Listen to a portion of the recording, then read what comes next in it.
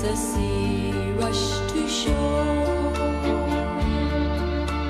Don't they know it's the end of the world, 'cause you don't love me anymore.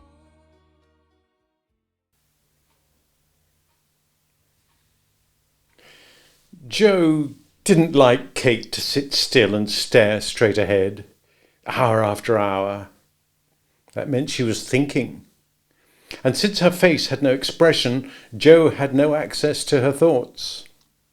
It made him uneasy. He didn't want his first real good break to get away from him. He had only one plan himself, and that was to keep her stirred up until she gave herself away. Then he could jump in any direction, but how about it if she sat looking at the wall? Was she stirred up, or wasn't she?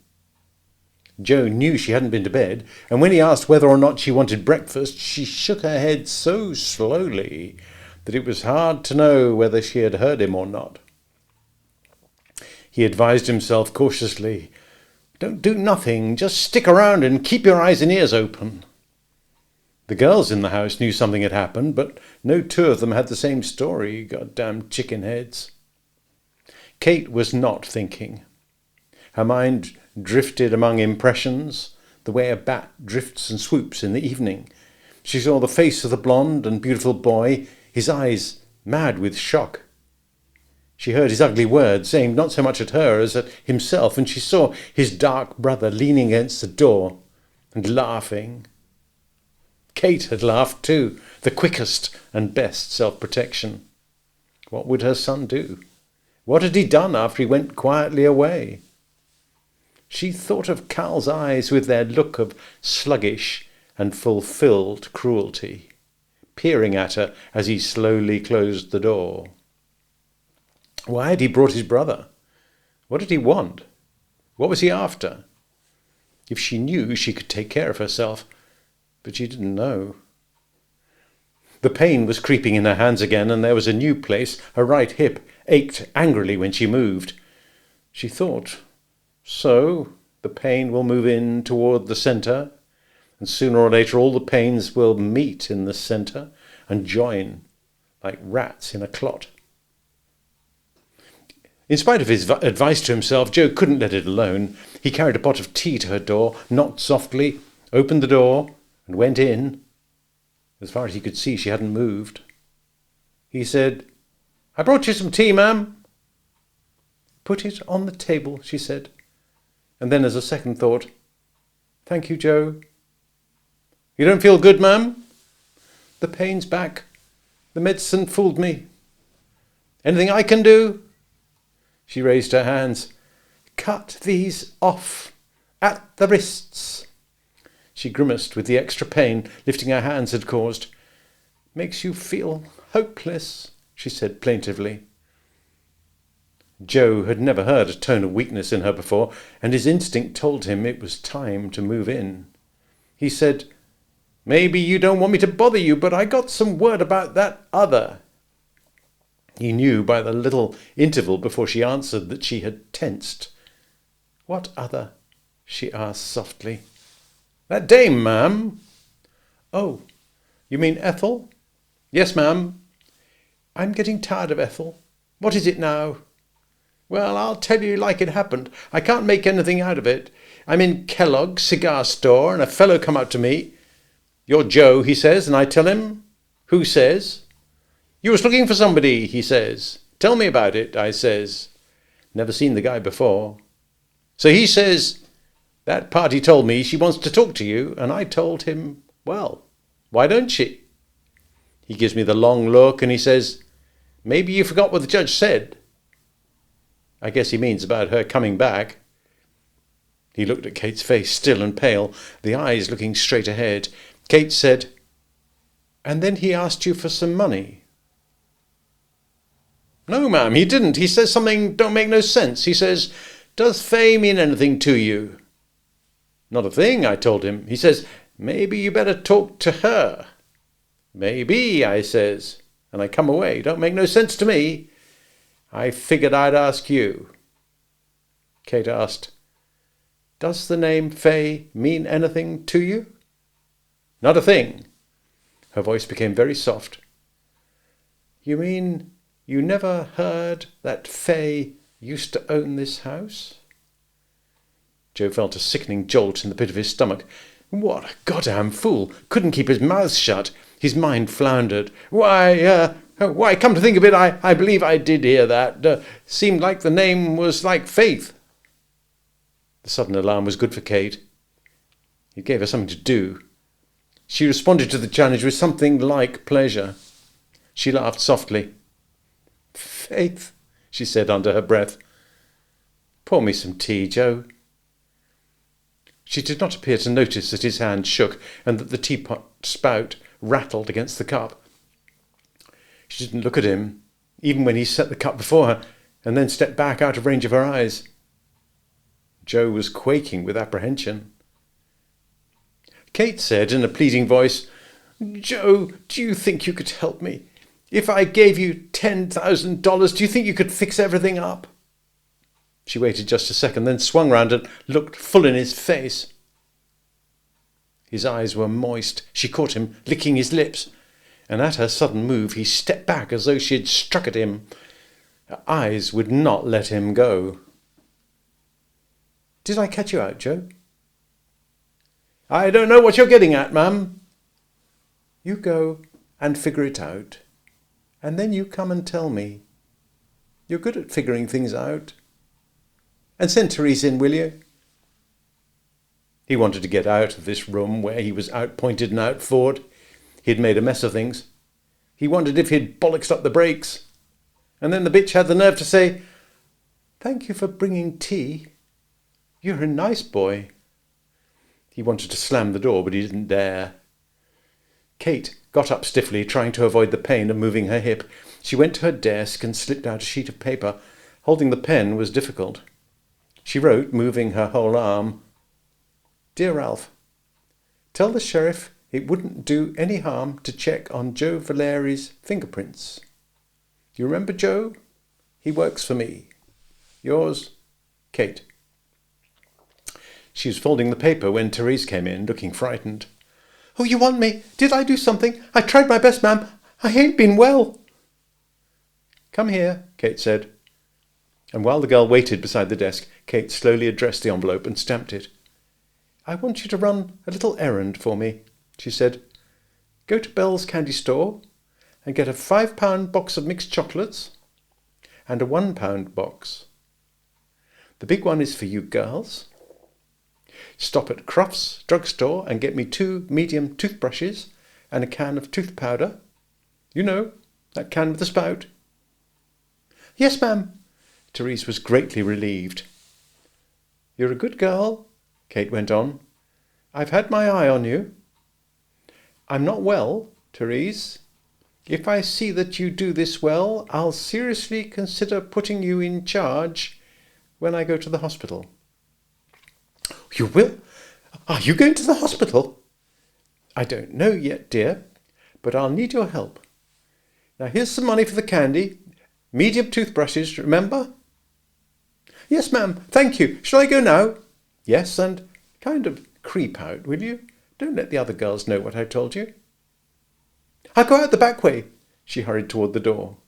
And Kate said, I nearly forgot. Will you drop this in a mailbox? Sure will, ma'am. Sure I will. Anything else? That's all, dear.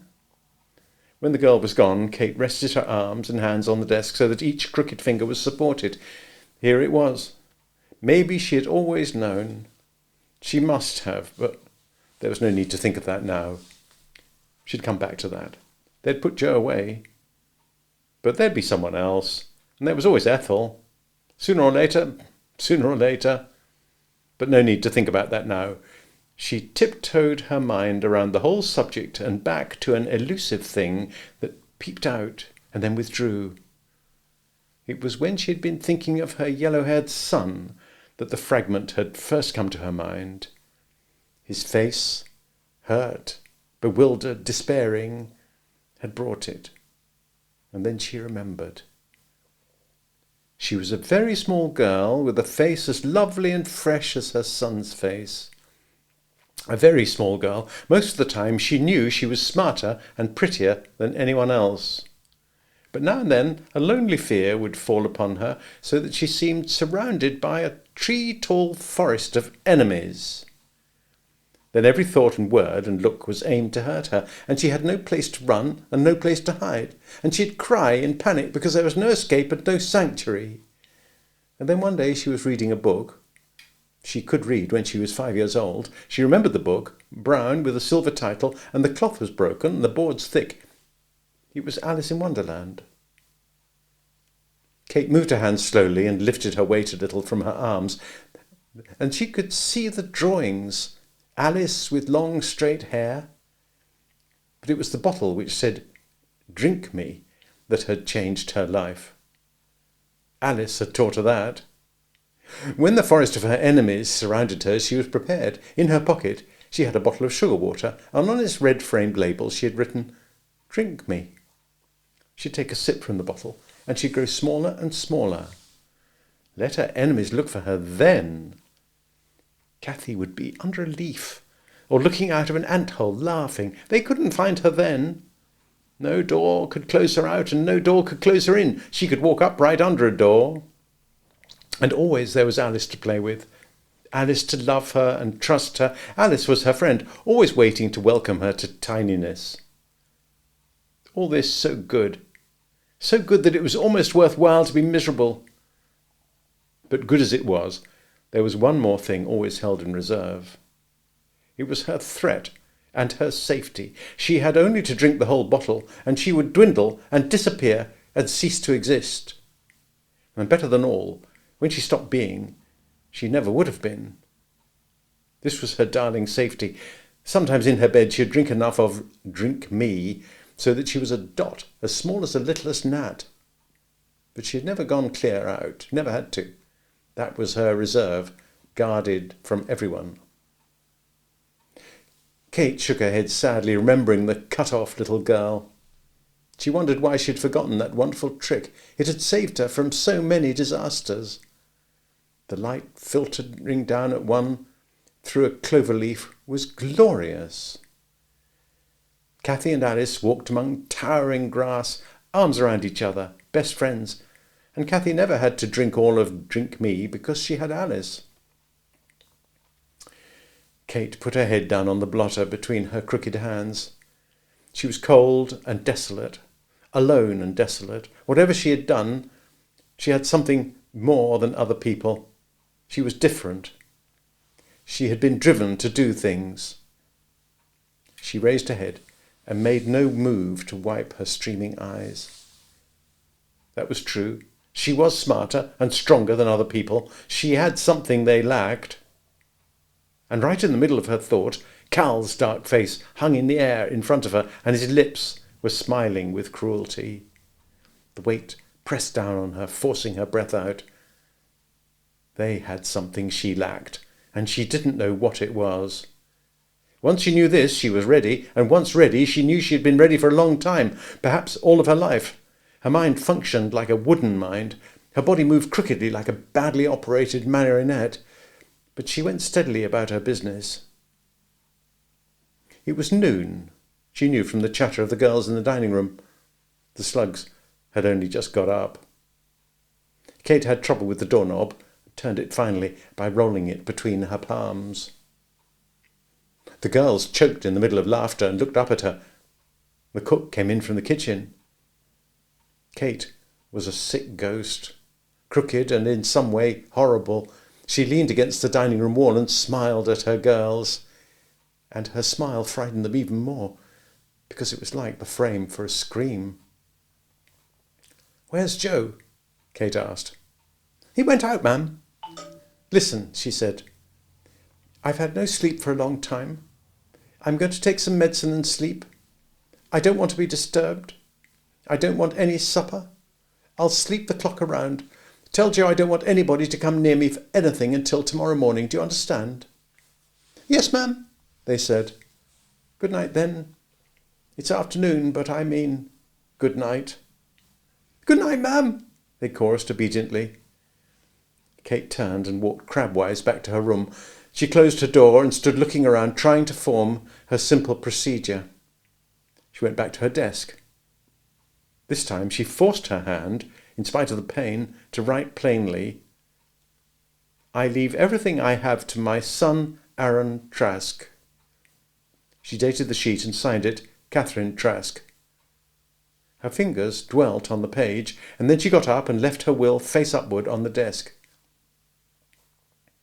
At the centre table she poured cold tea into her cup and carried the cup to the grey room in the lean-to and set it on the reading table. And then she went to her dressing table and combed her hair, rubbed a little rouge all over her face, covered it lightly with powder, and put on the pale lipstick she always used. Last she filed her nails and cleaned them. When she closed the door to the grey room, the outside light was cut off, and only the reading lamp threw its cone on the table. She arranged the pillows, patted them up, and sat down. She leaned her head experimentally against the down pillow. She felt rather gay, as though she were going to a party. Gingerly, she fished the chain out from her bodice, unscrewed the little tube, and shook the capsule into her hand. She smiled at it. "Eat me," she said, and put the capsule in her mouth. She picked up the teacup. "Drink me," she said, and swallowed the bitter cold tea. She forced her mind to stay on Alice, so tiny and waiting. Other faces peered in from the sides of her eyes, her father and mother and Charles and Adam and Samuel Hamilton and then Aaron, and she could see Cal smiling at her. He didn't have to speak. The glint of his eyes said, "You missed something. They had something and you missed it." She thrust her mind back to Alice. In the grey wall opposite there was a nail hole. Alice would be in there. And she'd put her arm round Cathy's waist, and Cathy would put her arm round Alice's waist, and they'd walk away, best friends, and tiny as the head of a pin. A warm numbness began to creep into her arms and legs. The pain was going from her hands. Her eyelids felt heavy, very heavy. She yawned. She thought or said or thought, "Alice doesn't know.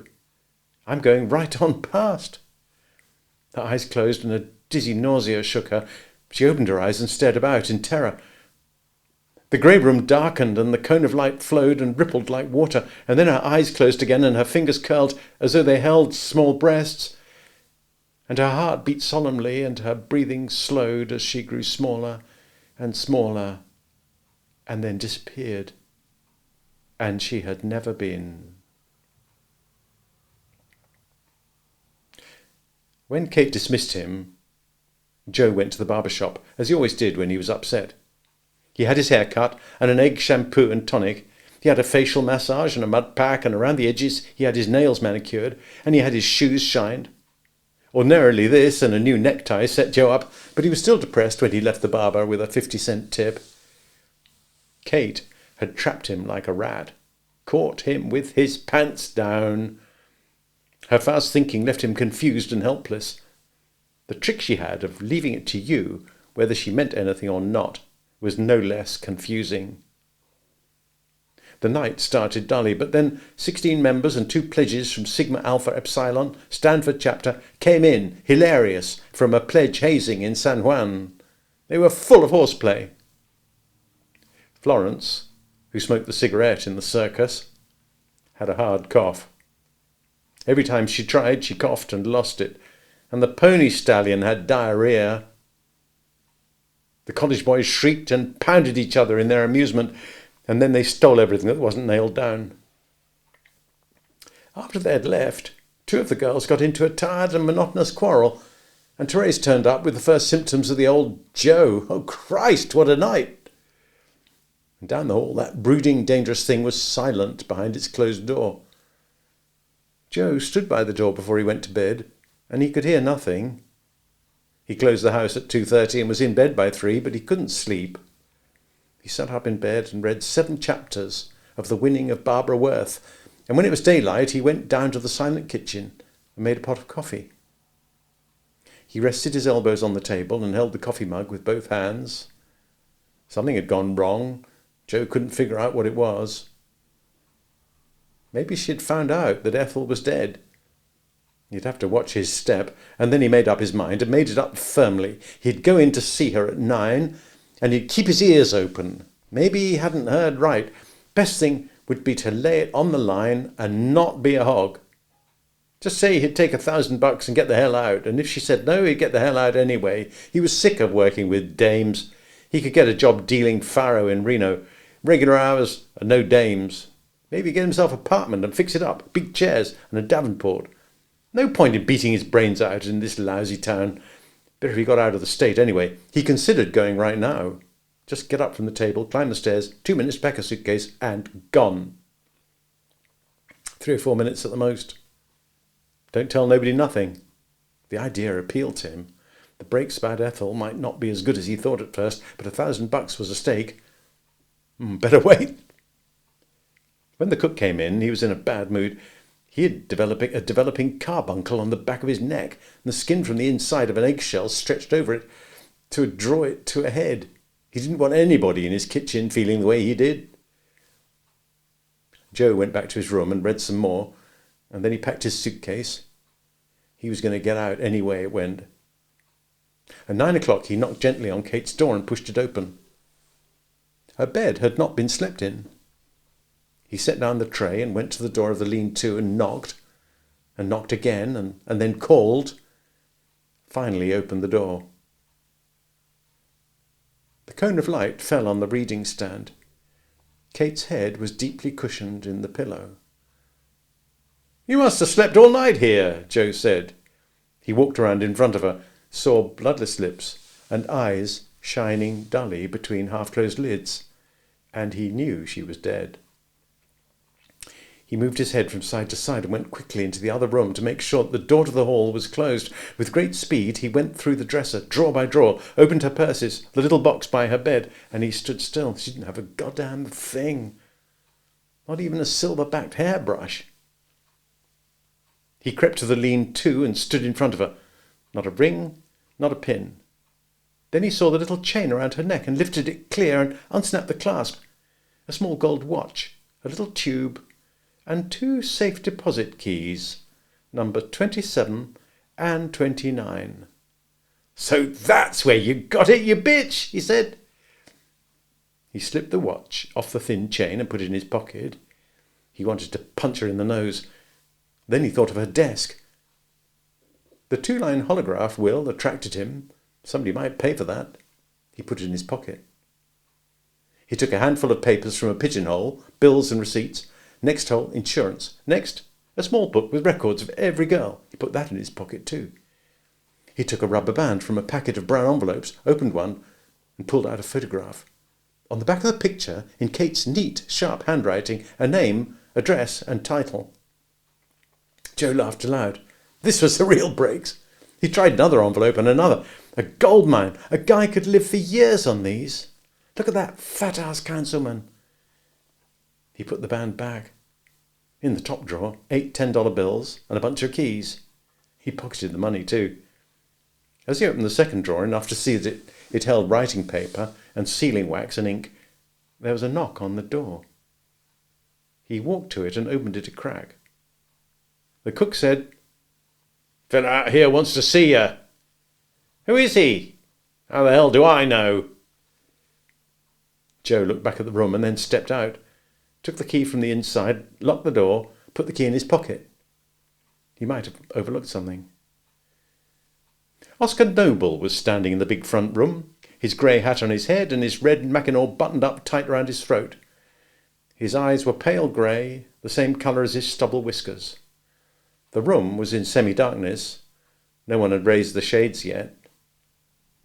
Joe came lightly along the hall and Oscar asked, "You, Joe?" "Who's asking?" "Sheriff wants to have a talk with you." Joe felt ice creeping into his stomach. "Pinch," he said. "Got a warrant?" "Hell no," said Oscar. "We got nothing on you. Just checking up. Will you come along?" "Sure," said Joe. "Why not?" They went out together. Joe shivered. "I should have got a coat." "Want to go back for one?" "I guess not," said Joe. They walked towards Castroville Street. Oscar asked, "Ever been mugged or printed?" Joe was quiet for a time. "Yes," he said at last. "What for?" "Drunk," said Joe. "Hit a cop." "Well, we'll soon find out," said Oscar, and turned the corner. Joe ran like a rabbit, across the street, over the track, towards the stores and alleys of Chinatown. Oscar had to take a glove off and unbutton his mackinaw to get his gun out. He tried a snapshot and missed. Joe began to zigzag. He was 50 yards away by now and nearing an opening between two buildings. Oscar stepped to a telephone pole at the curb, braced his left elbow against it, gripped his right wrist with his left hand, and drew a bead on the entrance to the little alley. He fired just as Joe touched the front side. Joe splashed forward on his face and skidded a foot. Oscar went into a Filipino pool room to phone, and when he came out, there was quite a crowd around the body.